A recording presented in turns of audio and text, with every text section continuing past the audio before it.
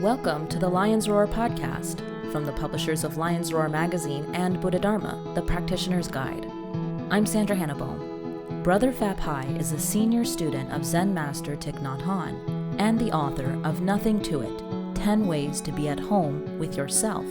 In this presentation from Lion's Roar's Walking in the Footsteps of Thich Nhat Hanh, in partnership with the Thich Nhat Hanh Foundation, he talks about the differences and connections between suffering and wisdom.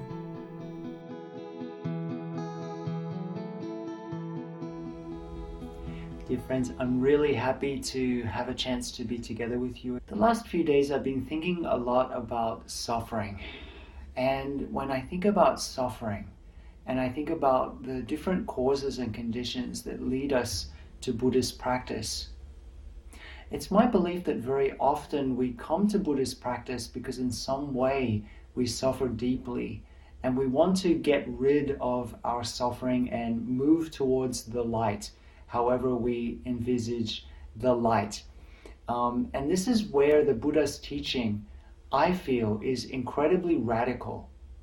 Because again and again, the Buddha reminds us that at a fundamental level, there's nothing wrong with suffering itself. It's simply part of the way things are. One of the Four Noble Truths is that there is suffering. Suffering is universal. It's part of our human condition.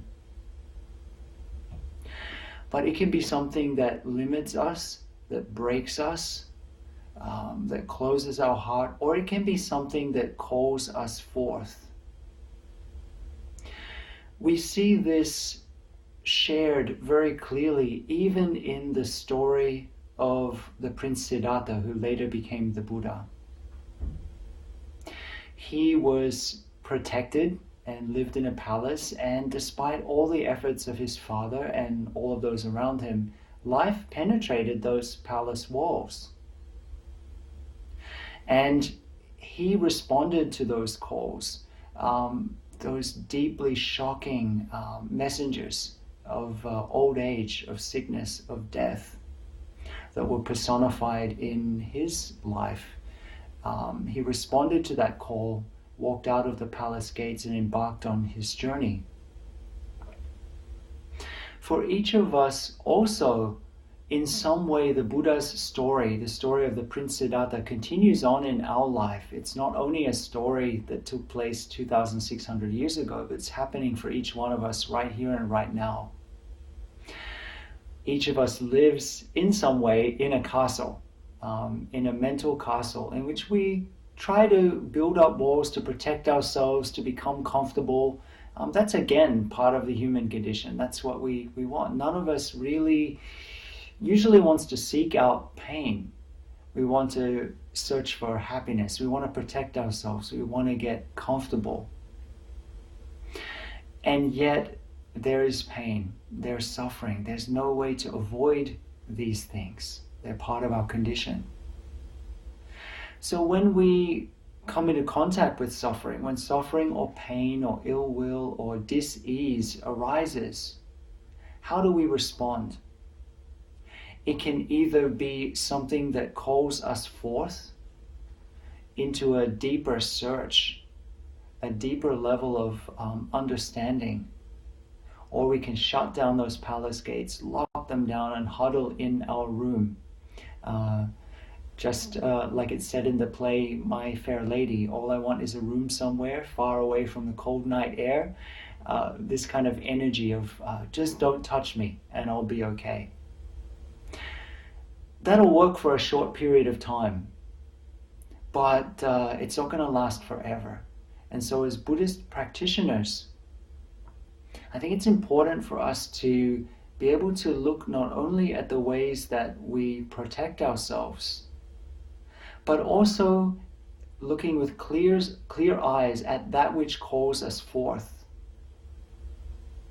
If we look at our pain, our suffering, as noble messengers, then rather than being something to be gotten rid of, something to be denied, something to be avoided, our suffering becomes our pathway, becomes fuel for our journey, becomes in some way, often as painful and as difficult as it is, it becomes a gift.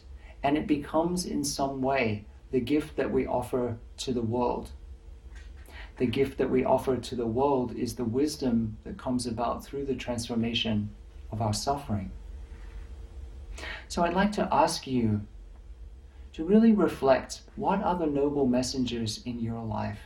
It might be physical pain, emotional pain, perhaps a death in the family, perhaps you're feeling lonely. Could be any number of those things or even more.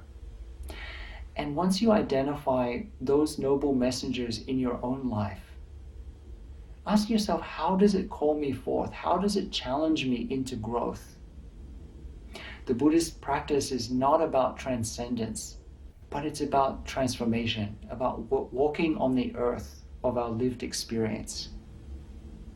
How can we honor that pain that calls us forth, rather than doing what we normally do, what's almost instinctual for us as human beings, and that's to treat our pain, our suffering, with ill will, with aversion, a subtle closing down of our heart, our bodies, our minds to what's taking place, a feeling, a wish that, oh, anything but this, a sense that we need to run away from this situation and get happiness. The young practitioners in what we call the wake-up movement, a kind of a group of practitioners that are between 18 and 35, are often incredibly wise. And one young person shared in a Dharma discussion group about 2 years ago something that I felt was an incredible insight. He said, one of the biggest fears I have about my practice, my meditation practice, is the shadow side. That it's so easy for me to become a bliss junkie, just to search after the next blissful moment and to remove myself a little bit from my life. I thought that was incredibly profound and something that I have really held in my heart since then. Buddhist practice at its heart, if applied correctly, should lead us right into the core of our embodied experience. Not floating on the clouds somewhere. Not avoiding difficult situations, but facing them head on.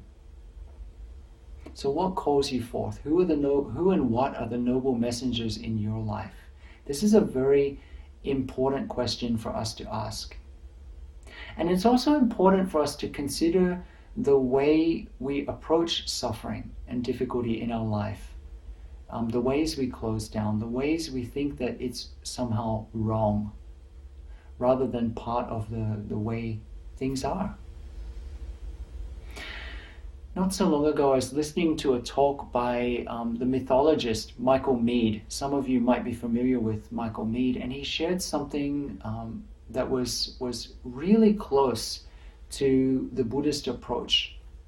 He shared that in our modern society, we tend towards being an ascendant culture in which we associate development, whether it's spiritual development or understanding or material development, as a kind of rising above. We equate spirituality especially with rising above into some kind of heavenly realm that's somehow removed from our bodies, removed from this world, also this physical world that we treat with a sense of ill will, that one day this will all be over and we'll be floating above on the clouds somewhere.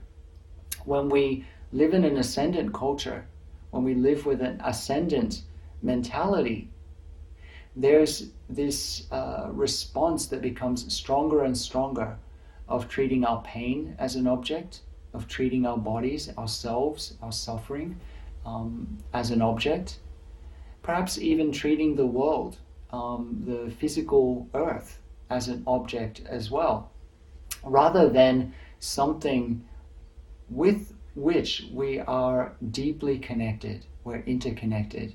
As I breathe out, the trees breathe in. that every single thing in this universe contains everything else.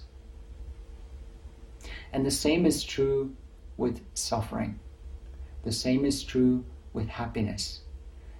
In some way, they both contain each other. They can't exist without each other. This is the insight of interpenetration, of interbeing. The word and the insight that our teacher, Thich Nhat Hanh, shares so often. Rather than celebrating ascendance in Buddhism, we're actually invited into descent. Our teacher reminds us again and again that the way out is in, the way out is through. The way out is to be able to treat ourselves, our joys, our successes, our suffering, our pain with love and tenderness, to cradle it like a mother cradles a child, or a father or a caregiver cradles a child. To be able to understand it and ask it, what does it have to teach us? How can it call us forth? In that way, these messengers, these things that we call suffering or pain or difficulty, become holy, become something that is not to be gotten rid of, but to be understood. And an invitation for us to bring that understanding into every area of our life and to offer it for the healing of this world, the world within and the world around. There are so many beautiful stories in the Buddhist canon, and I tend to like the stories within which we meet the Buddha in unexpected circumstances. So in one story, we meet the Buddha as the Buddha was wandering around the countryside, and he knocked on the door of a farmhouse and asked whether he could stay overnight at the farmhouse. And the farmer said, sure, you can stay in the barn out the back. And the Buddha said, thank you. But the farmer said, by the way, there's another wanderer who's staying in the barn. Do you mind staying overnight with that wanderer, that other monk? And the Buddha said, it's fine. I'm completely happy to stay overnight with another wanderer. So the Buddha went to the barn out the back and walked in and greeted the other monk and said, I'd like to stay overnight. Is it okay if I stay here? And the other monk said, sure, you can stay here. Just settle in. And so they did what practitioners normally do after greeting each other and the Buddha settling in. They both did sitting meditation. And then after a while, they had a little conversation. The Buddha said to him, so whose doctrine do you practice? Whose teaching do you follow? And then the monk, whose name is Pukusati, started to share some of the teachings of the Buddha. And it becomes clear through this story that Pukusati had never actually met the Buddha. He had become a monk and embarked on his spiritual path without actually having physically encountered the Buddha. So he's relaying the Buddha's teachings to him, the Four Noble Truths and so on. And then the Buddha says, what are the qualities of your teacher? And then Pukusati starts to share some of the qualities of his teacher. I find that really delightful. And then as he's sharing, the actual story is quite long, but in summary, as he's sharing the qualities of his teacher, he starts to realize who's in front of him. And I feel that one of the great messages of this story, the story of Pukusati for us at this moment in time, is the invitation for us to find our teacher, our real teacher, in unexpected places, especially as practitioners of engaged Buddhism, to be able to find our teacher in the absolutely ordinary moments of our life, to be able to see those absolutely ordinary moments of our life as extraordinary, as something profound. As Tay says, to be able to live each moment of our life as it's the most profound moment we've ever lived up until now. In one of the key sutras that's emphasized in the Plum Village tradition, the 8 Realizations of Great Beings, which is It was the second sutra to be translated into Chinese by Master An Shigao. And it's one of those sutras that's seemingly simple but contains the entirety of the Buddha's path. In one of the realizations that's shared in that sutra, there's a very beautiful phrase that the bodhisattva, the being that has taken the vow to be able to be of service for everyone, including themselves, is one who makes the great vow to befriend all things, to befriend all beings.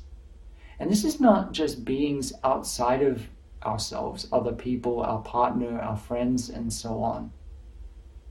But on a profound level, it's developing the capacity to befriend all the different parts of ourselves, those things that we feel are unlovable, those things that we feel might be disgusting, those things that we feel might not have anything to do with our spiritual life, the absolutely everyday, to befriend all things. And when I think about bodhisattvas, of course, I often think about the quality that we share. Often when we speak of a bodhisattva, the quality of bodhicitta, or as our teacher calls it, the mind of love. And more recently, I've been feeling that this quality of friendship, unconditional friendship, to others, to all the conditions of our life, and to ourselves, is really the essence of bodhicitta. In some ways, bodhicitta is bodhicitta, becoming a friend to everything and everyone. If we treat our pain with love, with friendship, with curiosity, and with loving kindness, then it becomes wisdom rather than an obstacle, something to be gotten rid of. And this is really one of the first steps on the path of true healing.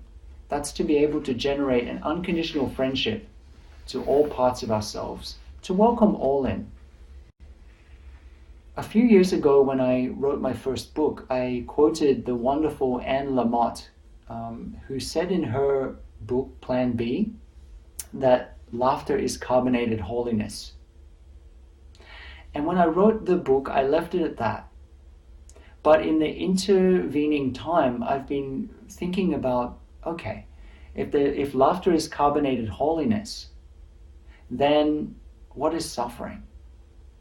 And if you had have asked me at the time that I was writing the book, about 3 years ago or so, I would have said suffering is a pathway to wisdom. But these days, there's a different answer that's coming up. When I ask myself, if laughter is carbonated holiness, what is suffering? For me, I feel that suffering is wisdom. Our teacher calls it the art of suffering. It's not a pathway to wisdom, because in that way, if we consider suffering as a pathway to wisdom, we're treating suffering as an object, and we're grasping after something that we call wisdom. Our idea of something can prevent us from touching it for the whole of our life.